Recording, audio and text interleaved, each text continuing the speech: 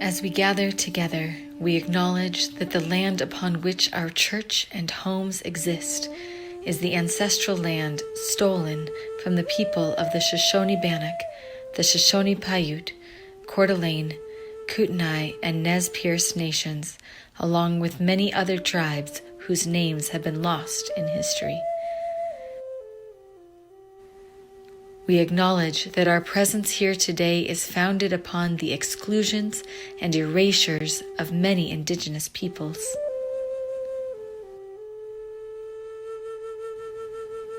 With this acknowledgement, we wish to demonstrate our ongoing commitment to the work of dismantling the legacies of settler colonialism. We honor indigenous peoples' connection to the land and support their right to sovereignty.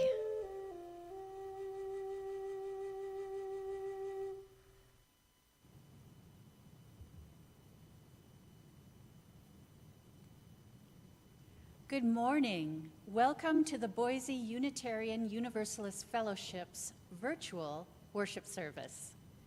We are a community gathered to nurture spiritual growth, real connection, and faithful action for a better world. All who join us in the spirit of curiosity, love, and justice are welcome.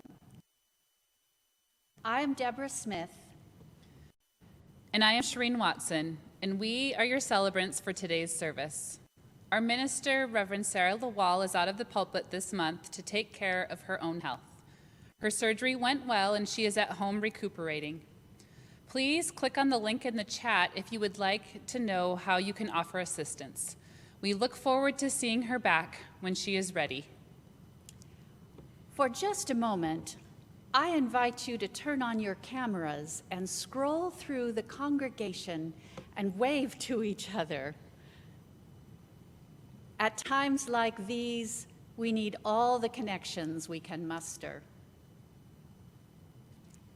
Whoever you are and whomever you love, whatever your life's journey, your presence is a blessing. Whether you are here every Sunday, once or twice a year, or this morning for the first time, we are glad that you are here. I also want to take a moment to welcome those newcomers among us. We know it takes a lot of courage to check out a new community, and we're so glad that you've joined us here today. We invite you to introduce yourself in the chat so that our community can warmly welcome you, and then fill out a newcomer card. We'll post a link in the chat so we can keep you up to date with all that is happening in our fellowship. We offer a lot of options for gathering in virtual community, from meditation to yoga to book clubs and social hours. We also have a few upcoming events I want to highlight. Today, the board will be conducting the second of its planned congregational conversations about the bylaws revision process. This time, the topic is meetings and decision-making. The conversation will take place on Zoom at 11:30, right after worship. Be sure to take the survey regarding reopening. A link is in the chat. Also, after worship will be an Inquirer's series, UU History, Principles and Sources. That will be in the Inquirer's breakout room. It is our practice here at the Fellowship to donate 25% of our unpledged plate offering to support our social justice ministries. For the month of November, it is the Indigenous Idaho Alliance, which calls on all people to join in a peaceful revolution to honor Indigenous sovereignty and to protect the land and water. 25% of our unpledged plate offering will go to Indigenous Idaho Alliance at the end of the month. We no longer have a special time in our service for collecting our online offering while our services are virtual, but you can make your gift anytime by going to our website at boiseuu.org and clicking in the top right corner. Or you can download the brand new giving app from Venko to make your gift anytime during the service or after it. Your checks by mail are also welcome. Our theme for the month is Holding History, and today's service invites us to explore the power that books and stories have as repositories of collective cultural memory and history. But books can also act as bridges between cultures by providing stories of belonging that move us towards each other, not from each other, as the poet Padraig Otuma has said. This morning, you will hear from the Reverend Jenny Hirst of the Collister United Methodist Church and about her project called Turning Pages. We'll also feature video clips from local people of color and learn about books that influenced them when they were young, and learn more about how our own church community is involved in the continuation of this project. In times like these, with so much controversy being ginned up over books and storytelling, we need to hear about people doing good work to uphold the ideals of empathy and pluralism right here in our own community. As you listen to this choral piece, think about what stories you hold dear, perhaps told by an ancient, a poet, or a dear but long lost ancestor.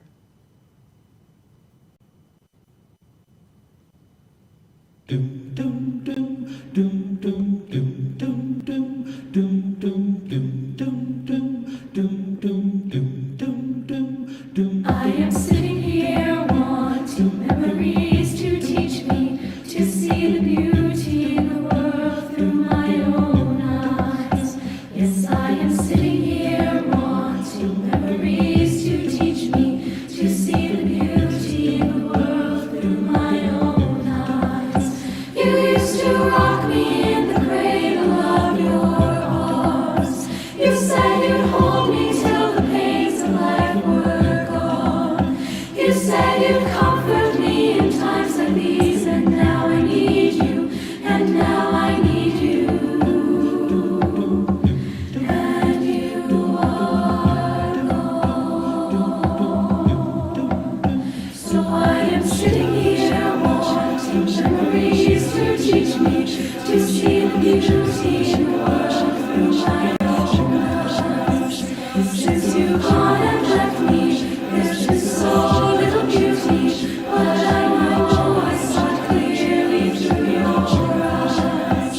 Now the world outside is such a cold and bitter place. Here inside I have few things that will console. And when I try to hear your voice above the storms of life, then I remember that I was told. Yes, I am sitting here wanting memories to teach me to see the beauty in the world through my own eyes. I thought that you were gone, but now I know you're with me. You are the voice that whispers all I need to hear. I know a please and thank you and a smile will take me far. I know that I am you and you are me and we are one. I know that who I am is numbered in each grain of sand. I know that I've been blessed again and over again.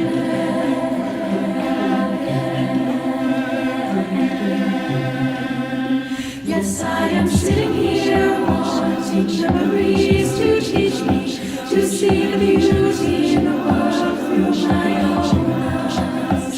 Yes, I am sitting here wanting memories to teach me to see the beauty in the world through my own eyes.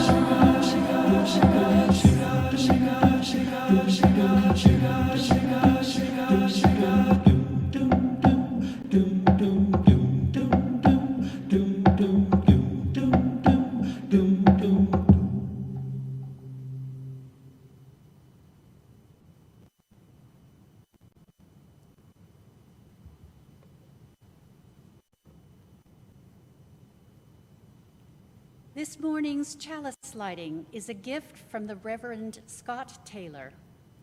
As Sharene speaks these words and I light the chalice here in our sanctuary, you are invited to light a chalice at home, feature it in the gallery view, and announce in the chat where you light your chalice.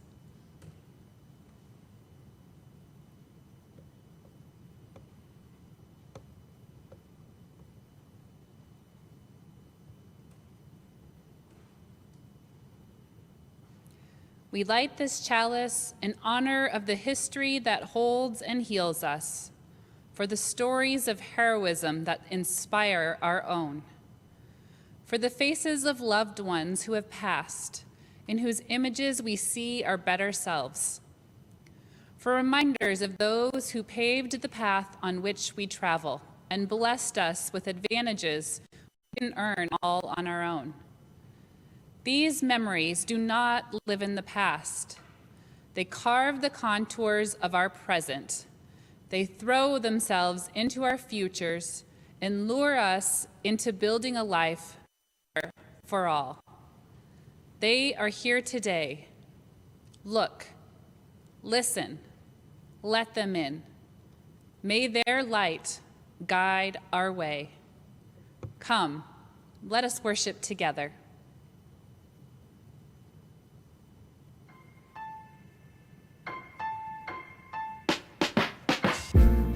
Inspiration, a foundation still important today. The process of sharing words strung together that help point out the way. The many voices within each page.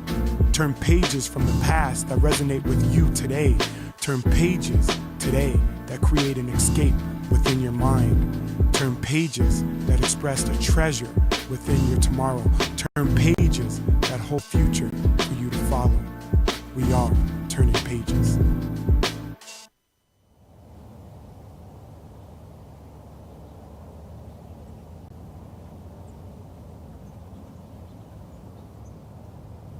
Hello, my name is Fozia Adan. I'm a recent graduate from Boise State University with a degree in public health. I came to the United States about 8 years ago. My family and I lived in Kenya before we arrived here, but we're originally from Somalia.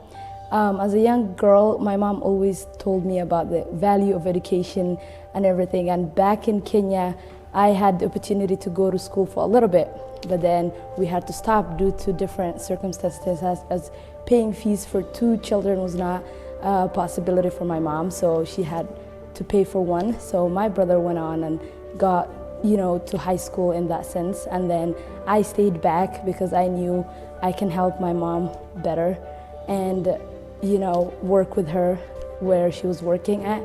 And when we came here, the first thing for me was clicking. I was like, whoop, I'm gonna go back to school. I started right at high school. I went to Bora High School, graduated 2016. So graduating right now is very important for me, my family. I mean, in my whole community, it's like, oh, Fozia graduated from college, she did a 4-year degree. Here I am, 24 years old. I didn't think about it when I was 12, 13. I didn't think I would have this opportunity, come here, get my education done.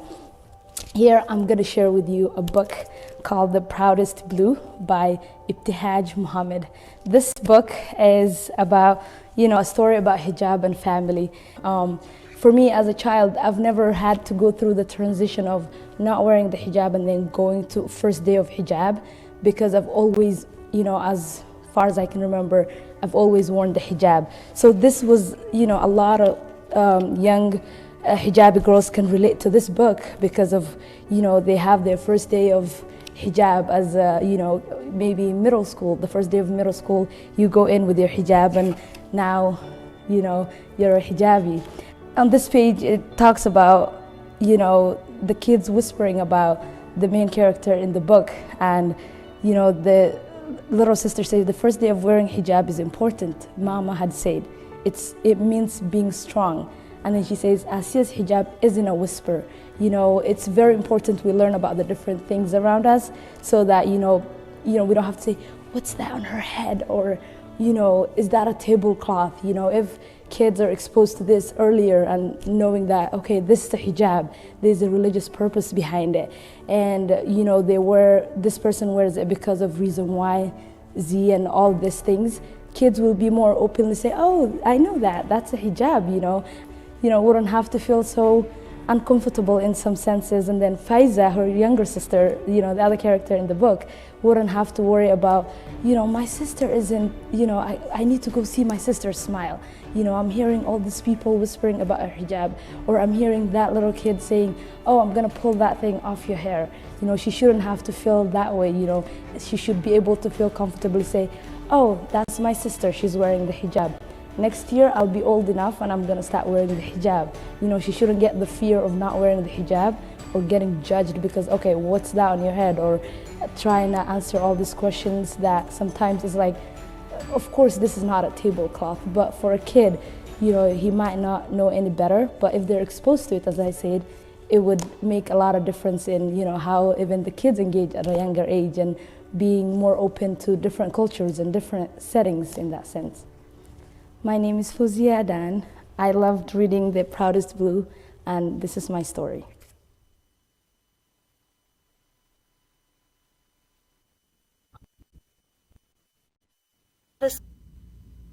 By Ibtiaj Muhammad with S.K. Ali, art by Hatem Ali.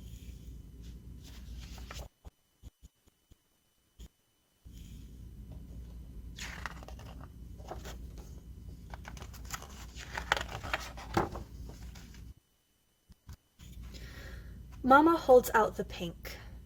Mama loves pink. But Asya shakes her head. I know why. Behind the counter is the brightest blue, the color of the ocean, if you squint your eyes and pretend there's no line between the water and the sky. It's the first day hijab. Asya knows it, I know it. We're sisters.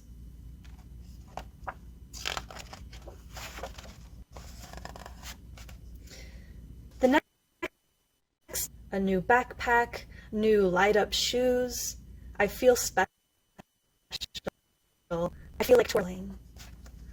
Asya comes out of the house and I stop. It's the most beautiful first day of school ever.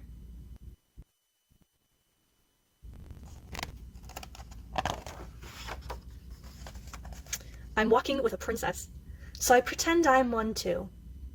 But even princesses have to stop to cross the street. Asya takes my hand in hers, says, come on, Faiza, we speed walk it.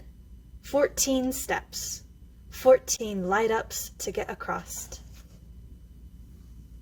Asya takes me to my line first, hugs me goodbye. I turn to watch her leave, give a little curtsy to the princess going to the 6th grade area. She's easy to see. Her hijab smiles at me the whole way. My first day hijab is going to be blue too.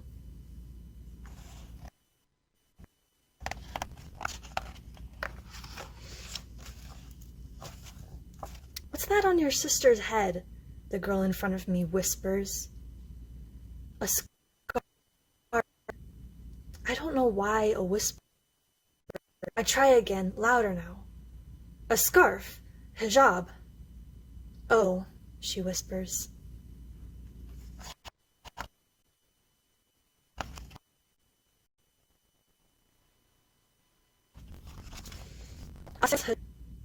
Asya's hijab is like the sky on a summer day. The sky isn't a whisper. It's always there, regular and special. The first day of wearing hijab is important, Mama had said. It means being strong.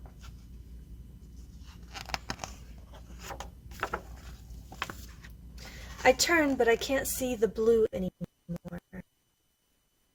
I run to the big kid's side, 27 steps to see Asya.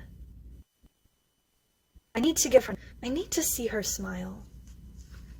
Faiza, Asya's eyes wonder why I'm here. Are you excited, I ask, about the first day of hijab?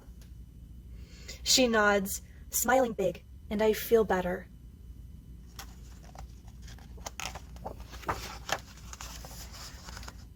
Someone laughs from nearby. A boy pointing at Asya. Why?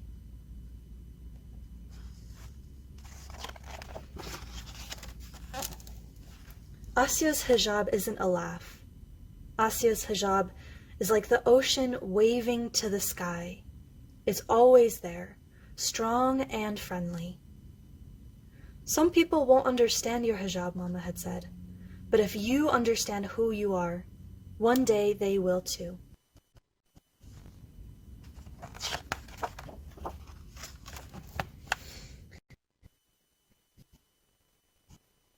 In class, I draw a picture.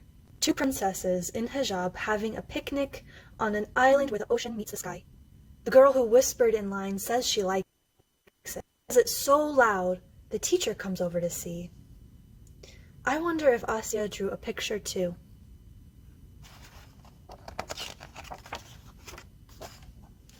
Recess time is for 5 cartwheels in a row. I land the last one near the 6th graders, near Asya and her friends. Near a boy yelling, "I'm going to pull that tablecloth off your head."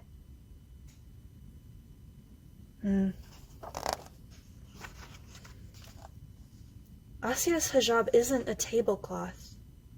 Asya's hijab is blue, only blue. Asya turns away. Her friends turn away. They their shoes pounding on the pavement, playing tag.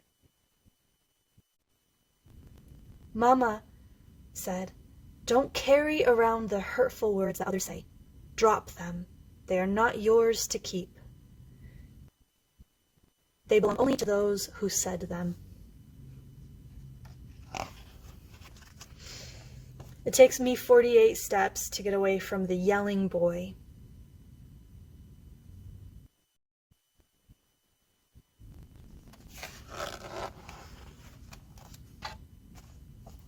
After school, I look around. I look for whispers, laughs, and shouts. See all those threatening figures? But I only see Asya waiting for me, like it's a regular day. She's smiling, strong. We cross the road hand in hand. I can't wait for the picture I drew, to show Asya that I'm wearing the same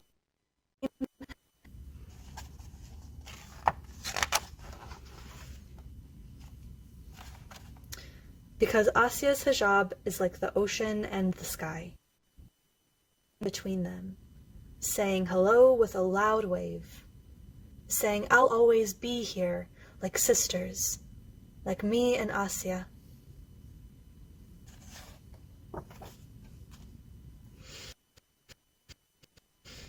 That is such a lovely story. It has some really difficult parts. I wonder, when is a time that you watched someone act bravely or did something that was hard or scary? Why was it important for them to be brave? What is a story that you love that is about people whose lives look different from your own? I invite everyone to join me now in singing our community blessing as we bless this multi-generational community full of ever learning, ever loving, ever growing, and ever justice seeking beloved.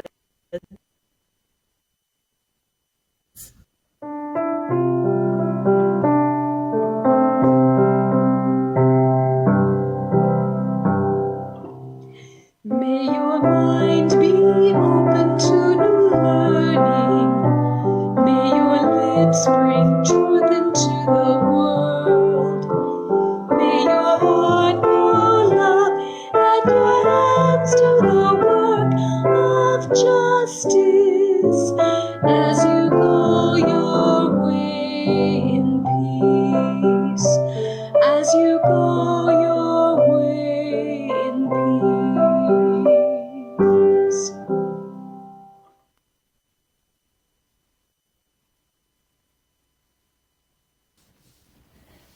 Good morning, everyone. It's an honor to be part of your worship service this morning.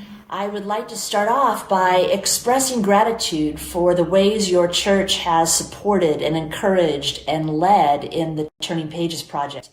Your church sponsored books for your neighborhood Title I school, Mountain View Elementary. You funded the entire art experience at Storyfort this fall, and your church is leading the way to generous funding to support the creation of Turning Pages Season 2. Your church is known for putting faith to action, and I hope that you can witness the ripple effect of that in our community. Well, I'll just give a brief introduction to what has become a community barn raising of sorts. The Turning Pages YouTube series started off as a conversation between Collister United Methodist Church and our partner school, Taft Elementary. In September of 2020, with the challenges that were ahead in the school year with virtual learning and literacy being an area that would take one of the biggest hits, and with a desire to deepen our church's anti-racism efforts, we proposed a video series featuring individuals from Boise's BIPOC community that would elevate voices and faces in Boise and simultaneously lift up role models for elementary school students with an emphasis on literacy. The idea was that Boise's role models would not only share and read one of their favorite books, but they'd also share their experiences of what it was like to be a kid. Fun stuff they liked to do, challenges they had, who their role models were that helped them navigate life, and how reading books helped them experience belonging and curiosity and connection. And so we started on this journey, inviting some of Boise's Black, Indigenous, and persons of color to share a book and to share some encouragement and wisdom with our elementary school students. And we had musicians and scientists and educators and activists and filmmakers, business owners, a police officer, a nonprofit director, a senator, and a coach. People who were born and raised in Boise, or who came to Boise from other parts of the country, and folks who came to Boise through resettlement. The readers invited to be part of this series were chosen to intentionally center the diverse voices and faces and experiences of our community. We hired a Black-owned business, 1810 Media, to film and edit the episodes. David 11 Maxwell, part of the hip-hop duo 11 and Jason D, wrote and recorded the opening theme song. And we funded this project almost entirely through the interfaith communities of Boise, which included book sponsorships for each of the 12 Title I schools in Boise, like Mountain View Elementary. In addition to the episodes and the books shared in each episode, teachers and librarians were able to access an art video that would help them to develop the theme shared by each episode leader. Wendy Blickenstaff, one of our congregants and local artists, headed up these art videos. Well, I use this term a lot, but in closing, I just want to emphasize that the unfolding of the Turning Pages project is nothing short of a barn raising, as collaborations with some pretty unique partnerships happened. Storyfort helped us get the word out and establish a YouTube presence. Rediscovered Books provided discounted copies. Boise Elementary School principals, teachers, and librarians shared the episodes with students and did the art projects. And the interfaith community funded nearly the entire project and 100% of the cost of the donated books read on the episodes to their neighborhood Title I school. In the midst of such divisiveness in our country, it was pretty amazing to witness Christians and Muslims and Jews and Unitarian Universalists coming together, pointing to what is true and just and right, and lifting up the needs of kids in this important and fun way. And so Turning Pages is a homegrown, unique Boise story, and it is such a blessing to witness the Spirit moving and unfolding opportunities for all of us as we engage in this important work. We look forward to continuing our work together in these times. Thank you for all you do and for the intentional way you live out your faith.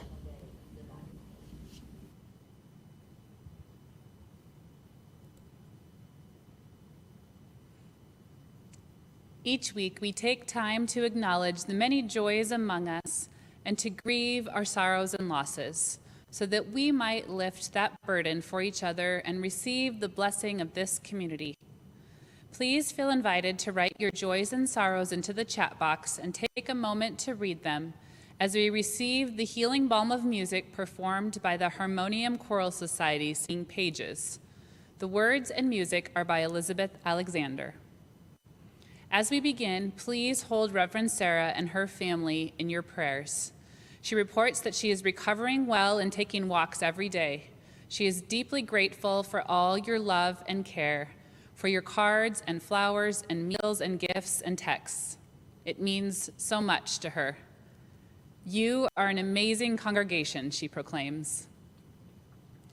On Friday, November 5th, Debbie Foster's brother passed away, having fought the good fight against metastatic prostate cancer for 7 years.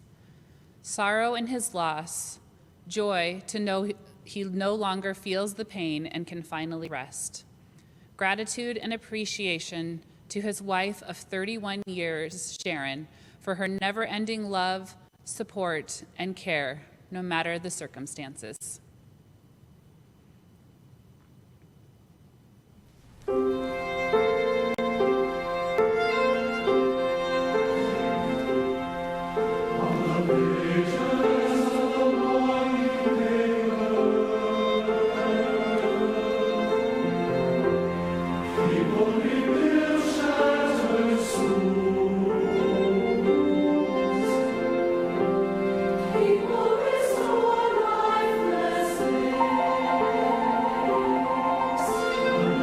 Paige.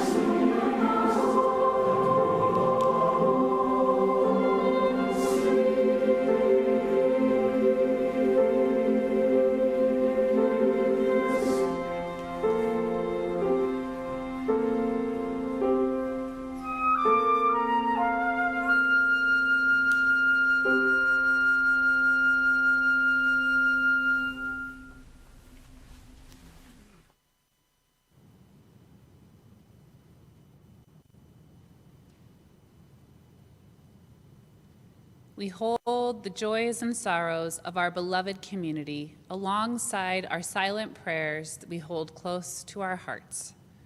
Gathered up with the joys and sorrows of our nation and our world, we hold them all close, breathing them in and sending forth love.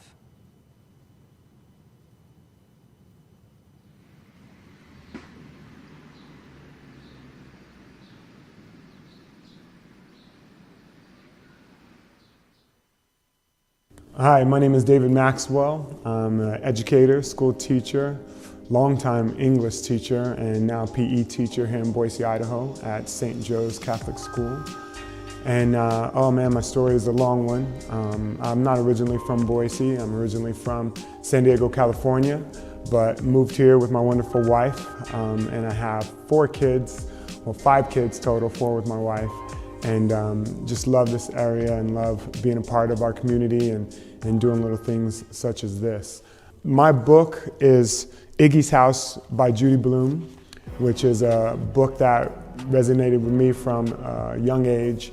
I believe the first time I read it, I was in the 2nd grade, 2nd or 3rd grade, and it just kind of touched me as far as its story. I grew up in military housing. My dad was in the Navy, and we moved a lot. So just the idea of the storyline of Iggy's House is about a young girl who moved out of the community, and you know, that's Iggy's house. Iggy moved, and her best friend Winnie is dealing with the new neighbors who move into Iggy's house. And so right away for me, just moving a lot, I was like, oh, this might be a book that I kind of like, and picking it up, it was so much more, because the individuals who move into Iggy's house are not like anyone else in the community, and they kind of get some pushback because of that. So right away, me connecting to those individuals who moved into Iggy's house, I went and finished the book, and I don't want to spoil it, but it's a great ending, just how people deal with people who are different than them, and I guess that's kind of like, you know, today. I mean, in a lot of things today, just being able to relate to others and getting to know them and learning from our differences and how cool diversity is. And I think that's one of the reasons why I love being a teacher, because I meet so many different people and I deal with so many different kids from different backgrounds, and I feel like I'm getting to know new people every year, new kids every year, and kids change and grow too, so I'm getting to know, or relearn things every year from kids that I already knew prior.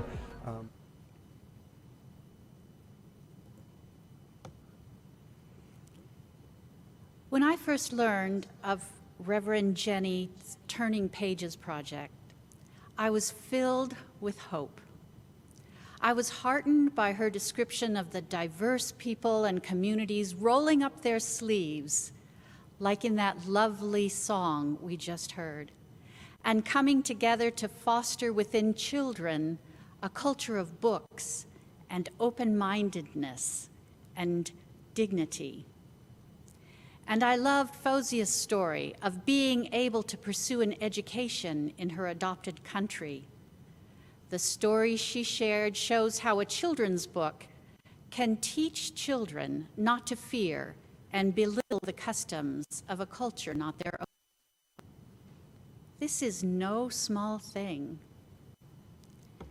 And I was inspired by the fact that David, 11, himself an outsider, could see himself in the person of a little white girl who befriends a black family new to her neighborhood and who risks becoming an outsider herself. Replacing fear with open-mindedness and curiosity, identifying with the common humanity of someone different from yourself. These are the qualities we treasure in books. We post-Enlightenment peoples have held on to the familiar history that books do these things. It is a lovely, albeit simplified story of progress that involves the invention of movable type, the Gutenberg Bible, the proliferation of books and ideas, and the private and then public funding of great storehouses of books. It basically boils down to this: in libraries is our liberty. To push back against the NRA, I would posit that our freedom from tyranny is more dependent upon the First Amendment than the Second. I recently returned from a trip to New York City. I always take an afternoon to visit the J.P. Morgan Library with its 20-foot ceilings filled to the rafters with rare books and always interesting exhibitions. This time, it was a collection of ancient books of illumined manuscripts dating back to 900 AD. There were, of course, Christian Bibles, prized possessions once belonging to monasteries and princes. But then, gradually, the collection of books became more secular and diverse. They began to contend with each other for authority and truth. And of course, on this trajectory towards liberalization, there is regression. Books are banned and burned. They are both fetishized and weaponized. This has happened many times throughout the history of Western civilization, and it would appear that we are in another period suffering from an outbreak of censorship. I speak, of course, about the controversy over the 1619 Project, the fights over the removal of monuments to the insurrectionist Confederacy, and the move by parents to ban books that discomfort white children with the horrors of slavery, as told by powerful writers like the Nobel Prize-winning Toni Morrison. I'll admit, I was extremely discomforted by Ms. Morrison's Beloved and The Bluest Eye, both of them now targeted by school boards and parent groups. She is ruthless with her readers and does not spare them, especially white readers, because she does not offer any easy redemption. She is not writing for our comfort. But as Wyatt Schrader told us in a sermon last spring, quote, "The empire thrives on people's desire for comfort." Many of the objections to the novels and history books that look critically at our racialized past come from people who want our history to be taught as mere facts, sanitized, but devoid of meaning or lessons to be drawn, or else taught as a relic, as though the sins of the past are just that, past, dead and gone, and that it is time to just move on. But as that other American Nobel Prize-winning author, William Faulkner, wrote, "The past is never dead. It's not even past." Furthermore, in a recent article by Jake Silverstein, the editor who oversaw Nicole Hannah-Jones's controversial 1619 project, he points out that the study of history has never embraced the idea that history should codify a single narrative, or that it is merely a collection of facts and historical record. He says this: "A curious feature of this argument on behalf of the historical record is how ahistorical it is. In privileging actual fact over narrative, the governor, in this case Governor Abbott of Texas, and many others, seem to proceed from the premise that history is a fixed thing, that somehow long ago the nation's historians identified the relevant set of facts about our past, and it is the job of subsequent generations to simply protect and disseminate them. This conception denies history its own history, the dynamic, contested, and frankly, pretty thrilling process by which an understanding of the past formed and reformed.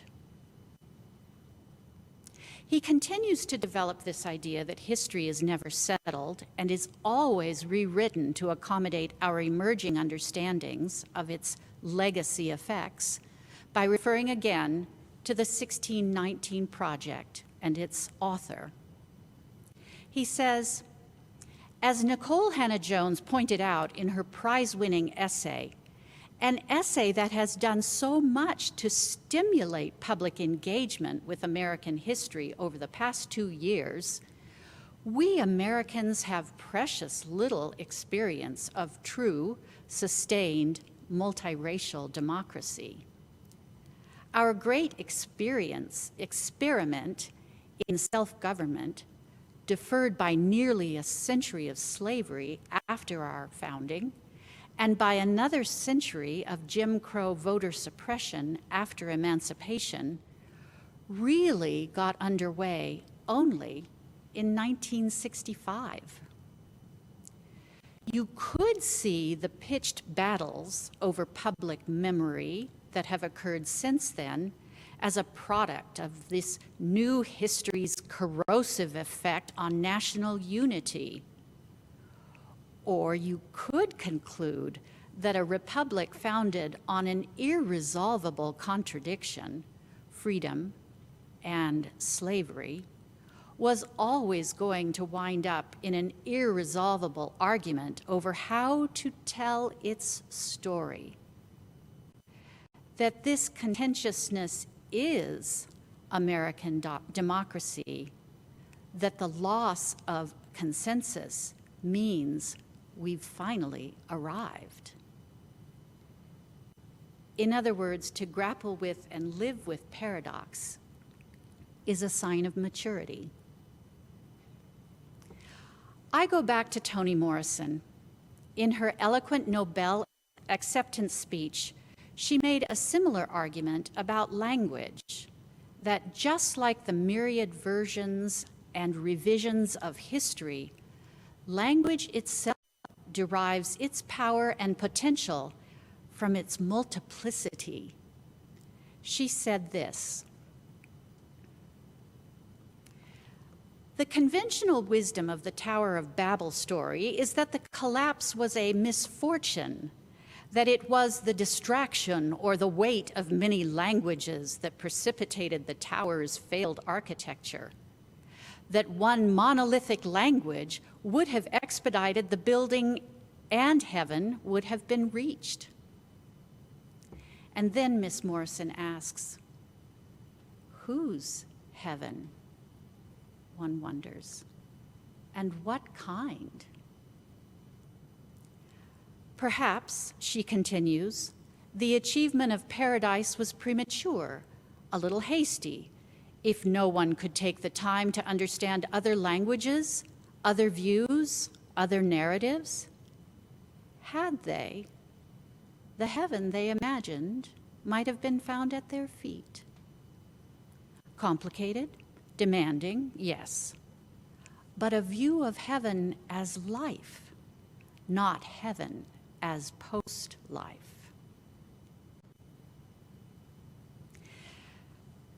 The question remains for us then, how tightly do we hold history?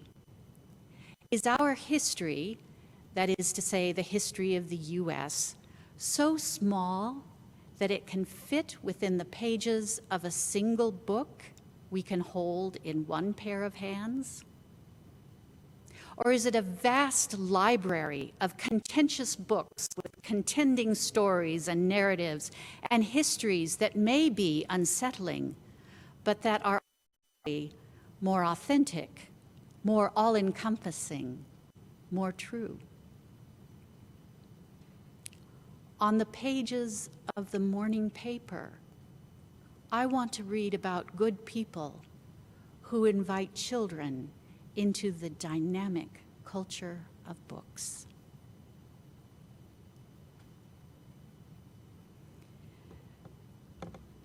Let us pray.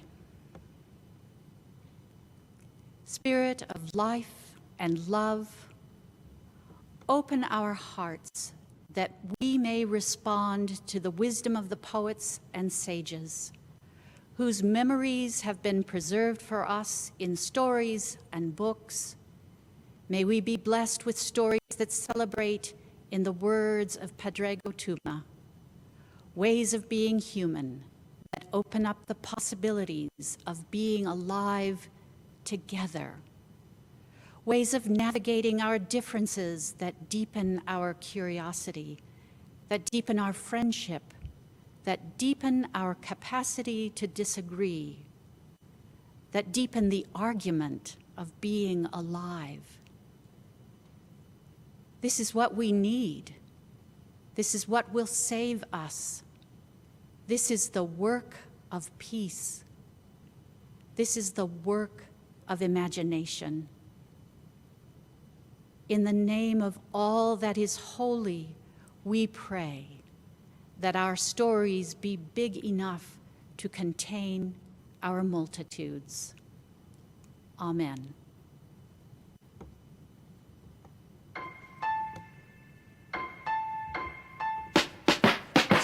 We stem from simple memorization, memories of the epic odysseys that allowed the blind to see and freely roam, aspirations of a hero's return home, pictures painted, whether full of truth or slightly fabricated, haunted by mystery and a dream, the scheme to reveal a message, a moral learned, a choral serene, large enough to leave a mark on the hearts of those who open their ears to hear the underlying theme, inspiration. A foundation still important today, the process of sharing words strung together that help point out the way, the many voices within each page, the relationship between character and reader, storyteller, narrator, business owner to a teacher, musician, filmmaker, politicians, and a variety of leaders, breeding braids and waves that weave tells, webbed together to connect a community. Pages, one by one, are turning in unity. Over years, from parchment and scroll to a bind, we find new enlightenment from the old. A gift from a mere book, soup that warms the soul, or an impact on a mind that seeks purpose, a ripple from a pebble that dives under the surface. From off the shelf we carry a compass, the blueprint of navigation to our circumference. With wisdom at the steering wheel, we will always feel accomplished. Peel back the cover, discover the scent of borrowed time, turn pages from the past that resonate with you today, turn pages today that create an escape within your mind, turn pages that express the treasure within your tomorrow, turn pages that hold a future for you to follow. We are turning pages.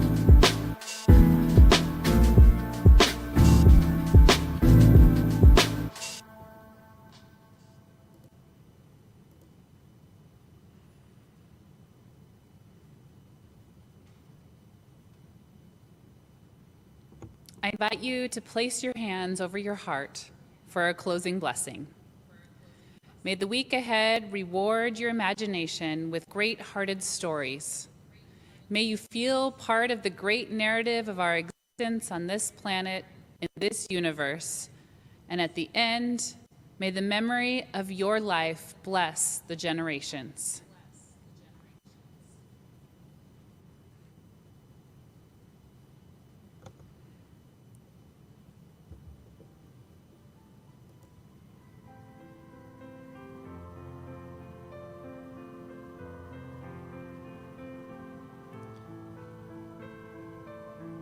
Thank you all for joining us today. As you can see on the screen, the congregational conversations will start at 11:30. So if you need to take a bio break or have a snack, please do that. And then join us again at 11:30. You can come back right here to the sanctuary. If you are going to be doing the Inquirers series, please raise your hand, either your actual hand or your virtual hand, and Nancy will get you into a breakout room together so you can all start your session.